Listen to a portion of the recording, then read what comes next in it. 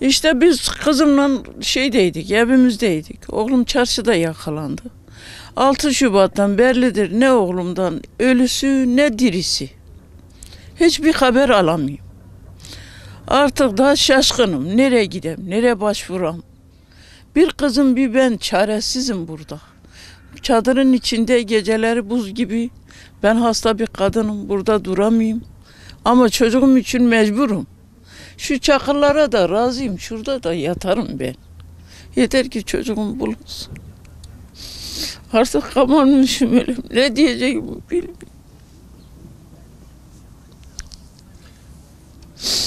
Ölüsü olsa, mezar olsa en azından mezarına giderim, ziyaret ederim. Teselli olur. Şimdi diyeyim acaba yaşayayım mı? Acaba bir şeyin altında ben mi bulamıyorum? Öyle sabaha kadar yatmayayım. Al ver, al ver, al ver. Neredeyse kafayı yiyeceğim öyle. Allah kimseyi yaşatmasın. Bize yaşattı. Depremin üzerinden 8 ay geçti. Kızımla ben mücadele edik. Savcılığa gidik, karakola gidik. Bir netice alamıyoruz öyle. Maddi durumumuz da yok ki işte. Bir araba tutak, gezek, ayaklarımızdan altı hep su topladı. Nereye gidik? Yürüyerek gidik. Çarşı merkezde hiç aramadığımız bir yer kalmadı. Didik edik.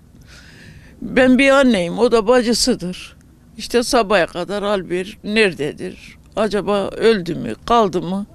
Yani bu şeyle yaşamaya devam edik ama yaşanılmıyor yani. Artık tükendik. Ne istiyorsunuz? Talebiniz nedir? Sayın Cumhurbaşkanımızdan yardım isteyeyim. Ne olur bize bir el atsın. Çocuğum bulunsun, be ölü be diri. En azından bir mezarı olur, giderim ziyaret ederim. Ben bir anneyim, ciğerim yanıyor artık. Yatamıyorum. Bak ben 8 ay oldu. Ben insülin kullanmıyorum. Ben şeker hastasıyım. Şu kadar bir mini dolabım yok ki bir insülinimi koyayım da onu kullanam. Hap kullanamıyorum. Dolapsızlıktan, çaresizlikten. Sizin oturduğunuz ev sizin miydi, kira mıydı? Vallahi bizim nasıl işte devletin sağ olsun verdiği bir artı. Allah razı olsun. Başımızı stare ediydik. Ama benim çocuğumun yani yer yatağı ben yapayım geceleri. Çocuğuma serdiğim yatak halen yerde. Ben o yatağı görmeyeyim diye. Benim oğlum ortada yok diyeyim, ben o eve giremeyeyim. Oğlum olsa ben kolunu tutarım eve giderim. En azından mezarı belli olsa giderim evimde kalırım. Çocuğumu giderim ziyaret ederim. Ama çaresizlikten burada barınmışım. Çadırdan dışarı çıkmayayım. 2 tane bayanık, bir kızım bekar, bir ben. Nasıl edeyim ben bilmiyorum. Şaşkınım öyle. El atacak bir dalım yoktur. Yetkililer yardım eder. Oğlum yan savurarak elime geçer, yan mezarı olsun.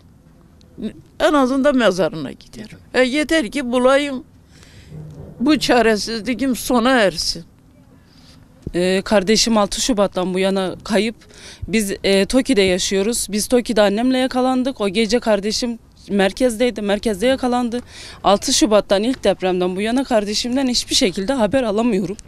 Lütfen ölüyse ölüsü, diriyse dirisini istiyorum. Bir kamera görüntüsü bile bana vermediler. Ben adliyeye gitmekten artık karakola gitmekten çok yoruldum. Lütfen bana yardım edin. Eğer biraz daha bana yardım etmeyeceklerse, kardeşimi bulmayacaklarsa, beni çünkü çok çaresiz bıraktılar. Ben gideceğim, adliyenin önünde canıma kıyacağım. Yani kanımı oraya dökeceğim en sonunda. Çok çaresizim çünkü. Benim yani abim değildi, o benim babamdı. Babamı kaybetmiş gibiyim sanki. 6 yaşımdan beri babam yok, babamı kaybettim ama babamı hiç hissetmedim. Sanki yeni babamı kaybetmişim, yeni kalmışım böyle. Öksüz kalmışım, öyle hissediyorum. Lütfen yetkililerden yardım istiyorum. Benim kardeşimi bulun lütfen. Ölüyse ölüsü, diriyse dirisi, Allah rızası için lütfen. Benim kardeşimi bulun. Ben uyuyamıyorum. Ben 6 Şubat'tan bu yana uyuyamıyorum. Uyku yüzü görmüyorum, benim bir hastanem var. Onu da kaybetmek istemiyorum. Lütfen bana yardım edin. Çünkü benim annem Psikolojikmen şu anda hiç iyi değil. Eve gitmek istemiyor. O yüzden onun yüzünden çadırda yaşıyorum ama benim 9 aydır benim elektriğim yok. Benim annem insülin hastası. İnsülini yapamıyor. Lütfen bana yardım edin. Ben annemi de kaybetmek istemiyorum. Kardeşime de ulaşmak istiyorum bir an önce lütfen.